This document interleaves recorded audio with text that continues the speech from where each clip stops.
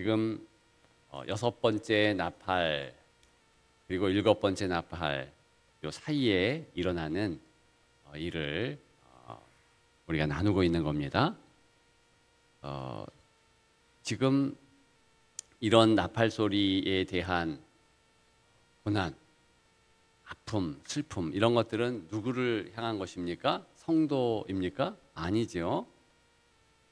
성도 아닌 자들, 즉 예수 그리스도를 주라 시인하지 아니하며 회개하지 아니하는 자들에 대한 이런 엄청난 시련인 것입니다.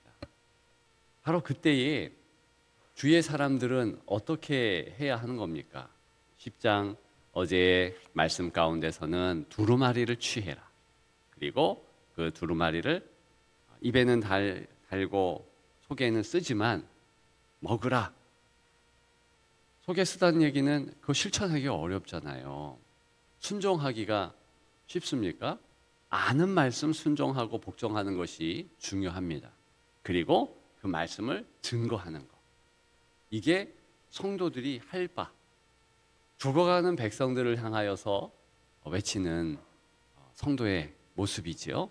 계속해서 이 성도들에 대하여서 힘을 주는 은혜의 말씀이 11장에 나오고 있습니다. 우리 다 같이 1절을 읽습니다. 또 내게 지팡이 같은 갈대를 주며 말하기를 일어나서 하나님의 성전과 제단과 그 안에서 경배하는 자들을 측량하되 아멘. 지팡이 같은 갈대를 줬다. 이게 뭡니까?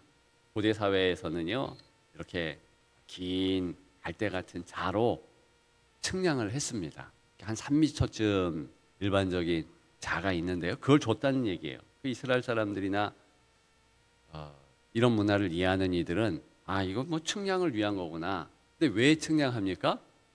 귀하니까. 우리가 옷을 입을 때 자기 몸 사이즈를 측량합니다. 왜? 내 몸 귀하니까. 내 몸에게 맞추는 거잖아요. 그러니까 측량한다라는 의미는 보물이다. 소중하게 여긴다. 이런 의미가 있는 겁니다. 왜 남편의 옷을 측량하고 아내의 옷의 사이즈를 알아야 되고 자녀들의 옷 사이즈를 알아야 됩니까? 그게 관심이 있다는 거예요.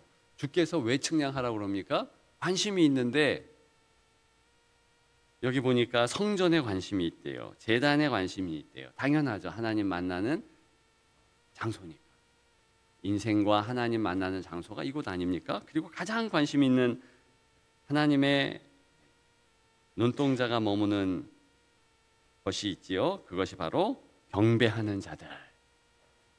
하나님께서 우리를 측량하신대요. 측량. 근데 사이즈를 왜 재요? 너 모자라나 안 모자라나 보자. 이런 뜻입니까? 오늘 본문은 그게 아니에요. 보물이니까.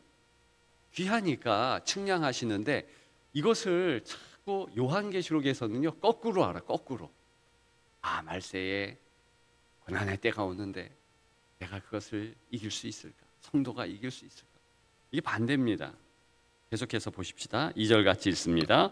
성전 바깥 마당은 측량하지 말고 그냥 두라. 이것은 이방인에게 주었은즉 그들이 거룩한 성을 42달 동안 짓밟으리라. 아멘.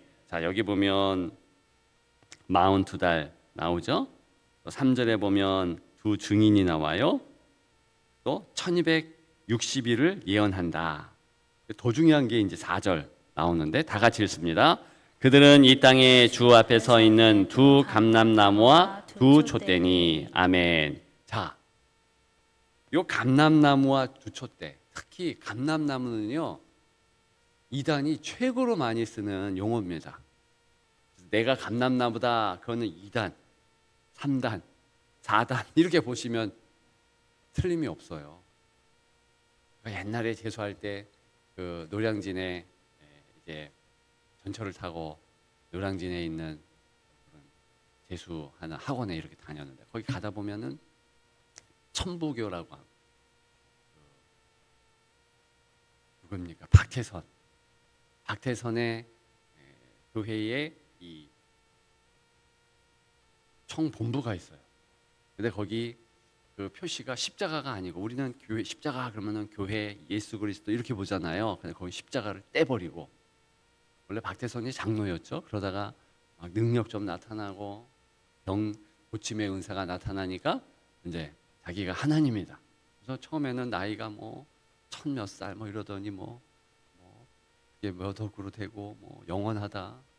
자기가 또 감람나무래. 그러면서 박태선 교회에 가보면은 비둘기가 감람나무 잎을 탁 하고 옆에 감람나무 이렇게 지금도 있어요. 이만희 무슨 비롯한 모든 이단들이요 다 지가 감람나무래요. 근데 감람나무의 뜻이 뭔지 몰라. 여러분 봐보세요. 왜 이단이 어떻게 우리를 유혹하느냐. 이게 고난의 때예요. 뭐 3년 반 많이 들어봤죠.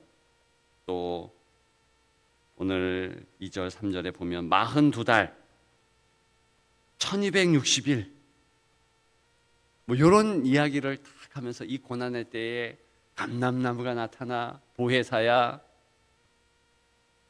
능력자야 그러면서 이단 교주를 자꾸 감람나무 뭐 이렇게 해요. 여러분 그런데 이게 성경을 조금만 아는 사람은 이게 얼마나 상징적인 수라는 것을 알 수 있습니다. 먼저 감람나무를 보기 전에 1200 몇시 3일 3절에 1260일 이 1260일을 다른 말로 하면 3년 반이에요. 3년 반. 그죠? 3년 반을 날수로 따지면 1260일이고요. 그걸 달수로 따지면 2절에 나오는 42달이에요. 딴 게 아니고 똑같은 것을 다른 말로 왜 강조하니까 반복하는 방법이에요. 3년 반 다른 말로 한때, 두때, 반때. 그렇죠? 이게 다 여기에 나오는 관련 어들입니다. 근데 이게 뭐냐면 고난의 때의 상징이에요. 자, 특히 이스라엘 사람들은 요 3년 반 그러면 누구를 생각하냐면 엘리야를 생각합니다. 엘리야는 3년 반 비가 안 오는 때와 관련이 있습니다. 그렇죠? 3년 반 동안 비가 안 오니까 그 아합 그리고 그 못된 이세벨 그리고 그 이단의 선지자들 괴로웠잖아요. 그들만 괴로운 게 아니라 하나님의 사람들도 괴롭습니다. 우리가 지금도 비가 안 오니까 비 오는 게 어제부터 비 오는 것을 되게 반갑게 생각했잖아요. 어떤 분 농사에 관련된 분들은요. 제발 비가 왔으면 좋겠다. 우리나라는 비가 많은 곳입니다. 근데도 비 안 오면 제발 비 와라. 그죠? 우리 조상들은 뭐 기후제도 지내고 그랬다는데 중동은요. 이른 비 늦은 비 비가 오는 때가 딱 정해 있어요. 그때 비 안 오면 완전 1년 몇 년 흉년이에요. 흉년. 엄청 힘듭니다. 그렇기 때문에 비 오는 것을 노심초사 고대하고 기대하는데 3년 반 비가 안 와요. 이건 고난의 때인 거예요. 힘든 겁니다. 그 엘리야와 관계된 그 3년 반 지나면서 엘리야가 입술을 벌려서 구름이 몰려온다. 손바닥만한 구름 오는 것을 보면서 몰려온다. 비가 온다. 그랬잖아요. 그러면서 갈멜산에서 그 유명한 전투를 벌입니다. 850명 아세라 바알을 섬기는 이 선지자들과 불렀어. 누가 하나님의 사람이고 누가 참신인가? 그래서 싹 이방의 신들을 이방의 선지자들을 도말해 버리는 그 역사. 그래서 3년 반 그러면 제한적인 고난의 때, 한정적인 고난의 때 하나님께서 일시적으로 고난을 주시면 반드시 승리하게 하신다. 이걸 생각하는 거예요. 이 똑같은 3년 반이 다니엘서도 나오고 요한계시록에 특별히 나오는 거예요. 저 어릴 때 리미티드 에디션 이러면서 로버트 태권브이 한정판 뭐 이러면서 나왔어요. 마징가 제트 한정판. 요즘에는 차도 리미티드 에디션 이러면서 차도 한정판이다. 한정판 그러면 귀하잖아요. 그죠? 몇 개 안 나온다 이런 뜻이잖아요. 우리에게도 한정판이 있어요. 한정판. 그게 뭐냐? 3년 반이에요. 우리 인생의 3년 반은 뭐냐면 고난의 때라는 거예요. 아픔의 때라는 거예요. 그게 제한적이고 한정적이고 영원하지 않다 이런 의미예요. 근데 우리가 고난이라는 관점으로 보면 3년 반이 깁니까? 짧습니까? 엄청 긴 거예요. 고난을 당하는 이들은 그게 길지 않습니까? 그런데 사실 하나님의 관점, 이게 객관화시켜서 내 인생을 전체로 보고 보면은 그 고난의 때는 사실은 별거 아니에요. 아무것도 아니에요.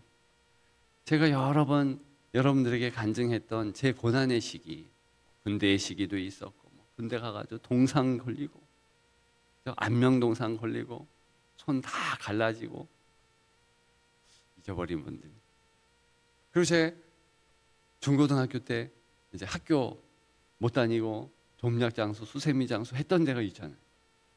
그게 제 인생에서 아주 인상 깊고 그랬지만 길지 않아요. 제가 보니까 그래봤자 고등학교 그때 자퇴한 그 시기, 그래서 장돌배기로 산 시기, 그게 뭐 1년이나 되나 뭐 2년이나 되나. 군대 아무리 그래도 36개월, 제 때는 36개월. 그거 길지 않아요. 3년도 안 돼요. 우리가 힘들다, 어렵다, 사실 그 안에 있어서 그렇지 얼마 긴 기간은 아닙니다. 해봤자 70년. 1세대가 30년이잖아요. 30년이면 모든 것이 끝납니다. 진짜로 그래요.